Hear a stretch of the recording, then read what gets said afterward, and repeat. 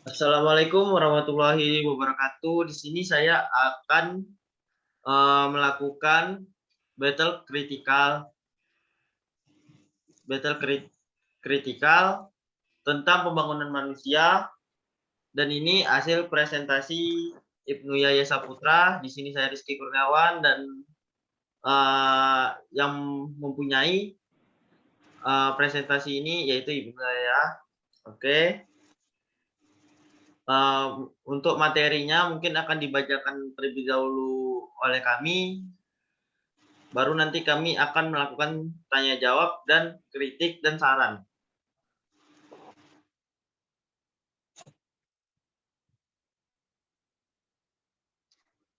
Pembangunan manusia. Manusia adalah kekayaan bangsa yang sesungguhnya. Tujuan utama dari pembangunan adalah menciptakan lingkungan yang memungkinkan bagi rakyatnya untuk menikmati umur panjang, sehat, dan menjalankan kehidupan produktif. Hal ini tampaknya merupakan suatu kekayaan yang sederhana, tetapi ini seringkali terlupakan oleh berbagai kesibukan jangka pendek untuk mengumpulkan harta dan uang.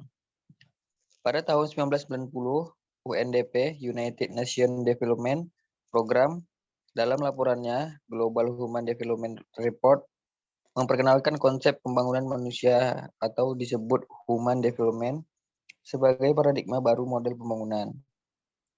Menurut UNDP, pembangunan manusia dirumuskan sebagai perluasan pilihan bagi penduduk, enlarging the choice of people, yang dapat dilihat sebagai proses upaya ke arah perluasan pilihan, dan sekaligus sebagai taraf yang dicapai dari upaya tersebut.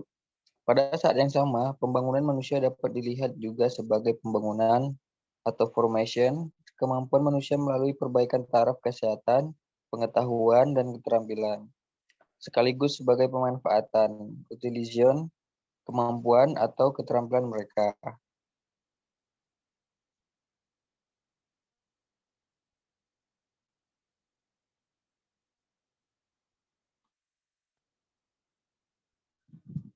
Tinggi rendahnya pembangunan manusia tidak dapat dilepaskan dari program pembangunan yang dilaksanakan oleh pemerintah, baik di tingkat pusat maupun daerah.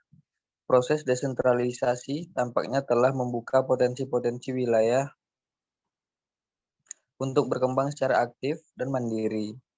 Kompetisi antar wilayah makin dinamis sebagai ajang adu kebijakan pembangunan manusia yang efektif dan efisien. Namun perlu disadari, perubahan atau peningkatan angka IPM (Indeks Pembangunan Manusia) tidak bisa terjadi secara instan.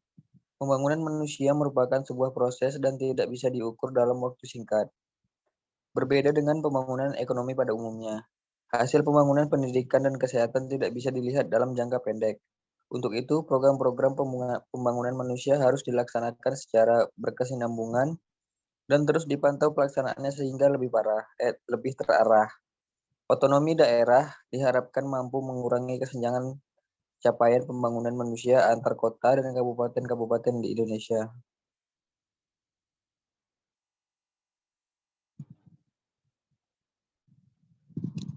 Tantangan serius yang harus dihadapi Indonesia adalah kesenjangan capaian pembangunan manusia antar wilayah. Meskipun secara umum kesenjangan capaian pembangunan manusia semakin menyempit dari tahun 2011 sampai 2013, ketimpangan yang mencolok terjadi antara wilayah bagian barat dan wilayah bagian timur. Otonomi daerah diharapkan mampu meningkatkan kemajuan pembangunan di wilayah otonom. Kunci kebijakan untuk meningkatkan kemajuan serta mengurangi kesenjangan pembangunan antar wilayah harus berprinsip pada hakikat pembangunan manusia. Untuk itu, program pembangunan daerah harus ditujukan dalam rangka meningkatkan kualitas kehidupan manusia.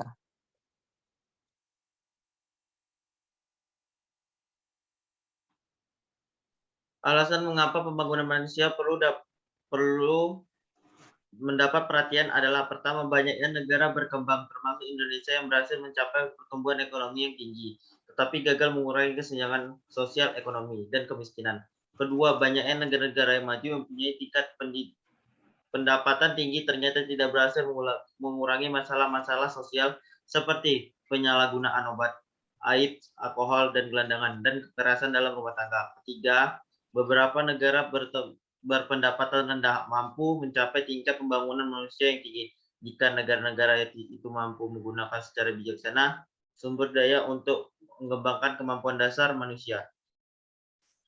Ada beberapa negara yang berhasil mencapai tingkat pembangunan manusia yang tinggi dengan pendapatan kapita rendah.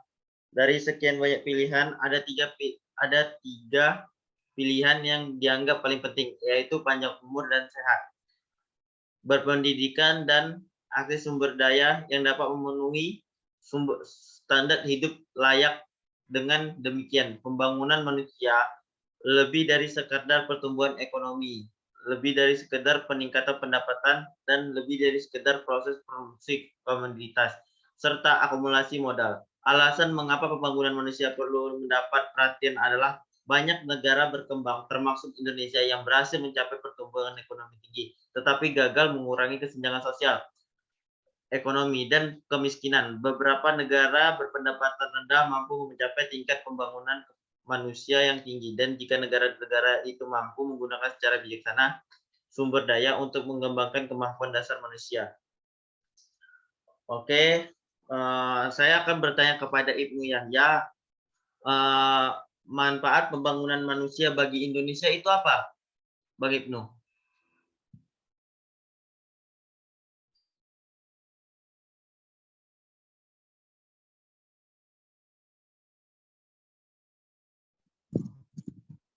Soal yang pertama kan?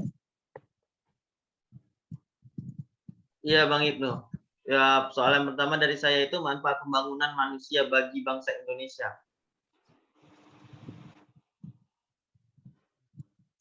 Bagi Indonesia, pembangunan manusia merupakan data strategis karena selain sebagai ukuran kinerja pemerintah, juga digunakan sebagai salah satu alokator penutupan dana alokasi umum atau yang disebut DAU. Lalu menentukan peringkat atau level pembangunan suatu wilayah negara. Selanjutnya, mengukur keberhasilan dalam upaya pembangunan kualitas hidup manusia.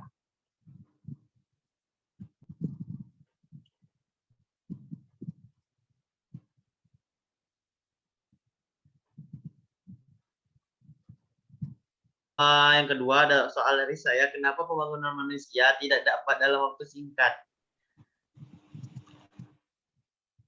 Karena hal tersebut disebabkan adanya campur tangan antara pemerintah pusat dan pemerintah daerah yang tidak terjadi sinkronisasi dalam membuat suatu kebijakan.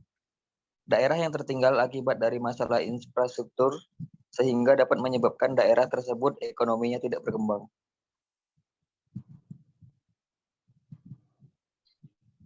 Oke, soal yang ketiga dari saya, kenapa Indonesia yang berkembang pembangunan ekonomi tetapi tidak dapat mengurangi kesenjangan sosial? Indonesia tidak dapat mengurangi kesenjangan sosial dikarenakan oleh tidak meratanya sumber daya dan faktor produksi. Sehingga pendapatan antar daerah bisa berbeda yang menyebabkan ketimpangan sosial. Contoh faktor ekonomi yaitu tidak meratanya pembangunan antar wilayah, kurangnya pengembangan sumber daya alam, dan faktor produksi. Mampu mencapai tingkat pembangunan manusia yang tinggi. Jika negara-negara itu mampu menggunakan kebijaksanaan sumber daya untuk pembangunan dasar manusia. Oke, di sini saya ada beberapa saran untuk 3 faktor yaitu satu, mendorong kebijaksanaan fiskal dan efektif dalam mengatur pengeluaran dan pemasukan negara. Kedua, meningkatkan usaha kecil menengah yang berpotensi UKM. Ketiga, melakukan subsidi untuk barang-barang yang sulit dijangkau masyarakat, yaitu yang keempat, melakukan transmigrasi sehingga menumpas kesenjangan sosial.